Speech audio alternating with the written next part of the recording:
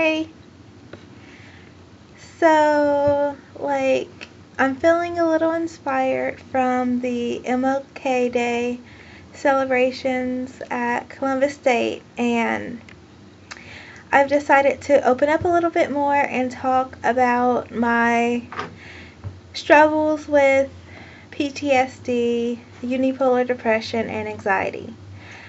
I don't talk about them much because basically I've had them all of my life, and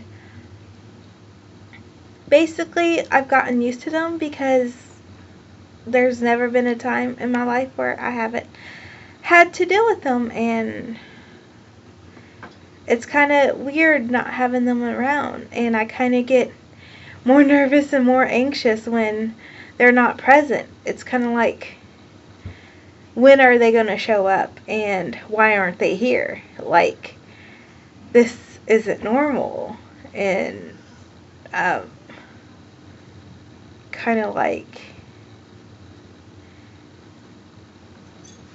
the calm before the storm. Like, they're just waiting for me to relax, and they're going to jump out the shadows and attack me, type of thing. And they're just let me drop my guard and get used to the new normal, and they're just gearing up and gathering everything for one big last hurrah. And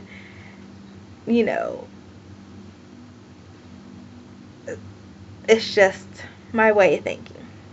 But basically, it all begins with the fact that all my life, basically, I've been, until recently, until basically the age of about 14, I've been a child sex slave, I guess is what people would call it now. I guess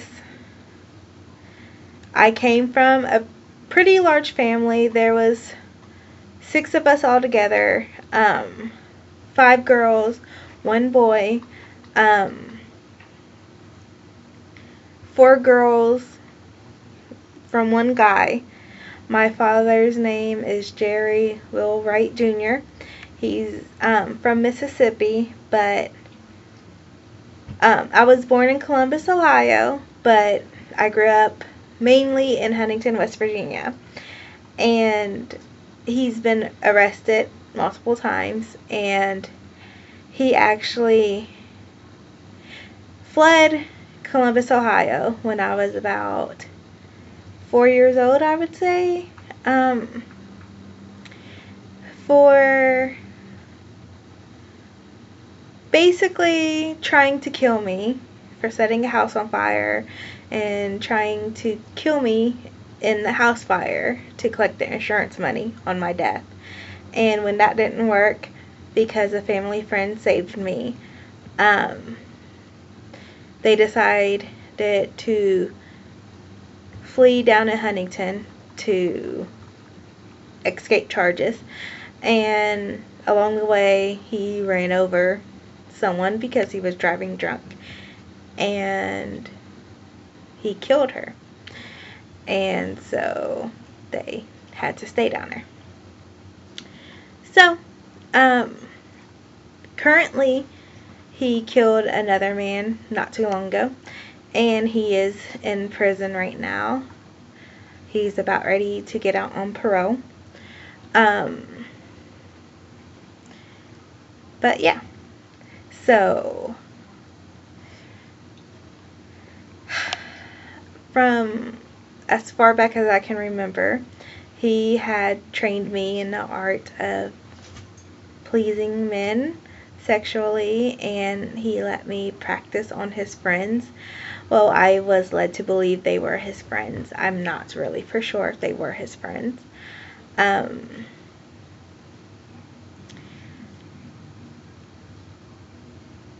I guess I don't remember him actually being there, so I don't think it was supervised. So, well, by him at least. So, I guess I should be grateful that they had the common sense or decency not to go far enough to penetrate or to leave any evidence, physical evidence, I guess, at least, on me of what had occurred. Just emotional and mental scarring, but that was it. And, you know, it's just has always been difficult for me living a life through a smokescreen because, you know, always having flashbacks, and definitely, like, I remember one instance, well, I remember a lot of, but one sticks out to me where one session is happening, I guess, and my sisters come downstairs to see what's going on. And my mother's home at this point. And this is how I know she knew about what was going on. And she comes busting through the basement door, and she's pissed at him, and she's yelling about how could you let her daughters see her do this, like him do this with these guys.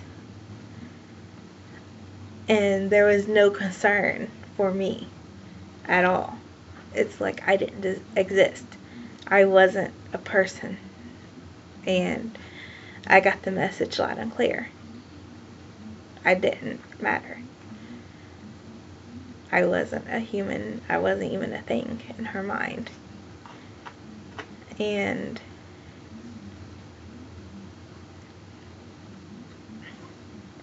as far as I can remember, that was the message. I was there to take care of the kids, to do sexual favors, to keep the house clean, to balance the budget, to make the family look good, to get good grades, to keep my mouth shut. And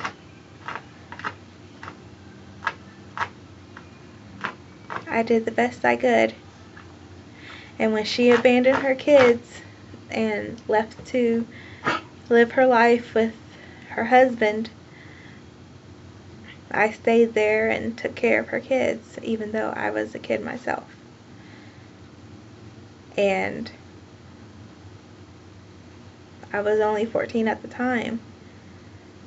And so I had to prostitute myself to make sure her kids ate, because she took all the money.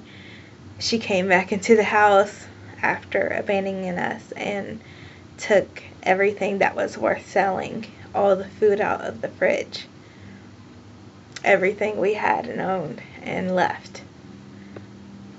I couldn't work. I couldn't get a job. So I did what I had to do immediately to get her kids something to eat. And then I got credit cards to pay the bills, because she hadn't paid the bills and they were about to get cut off. And then I kept transferring debt from credit card to credit card. And I managed to, I don't know, make it work for a while. And then as soon as I turned 16, I got a job and never stopped working. And I got out of it. Eventually, she came back and lived with me because she found out he was gay when she got him having sex with another man. And once she got sick of him taking all of her money and her not having anything to eat and not having a place to stay, but I was underage and the house was still in her name, so it's not like I could keep her out of it. But no matter what you're going through, you can make it. You have to be smart, and you have to do some things that people will look down on and will talk shit about. But that is what makes you strong. Because it's easy to say, I would never. It's not easy to say I did that. And I did that because I love you all.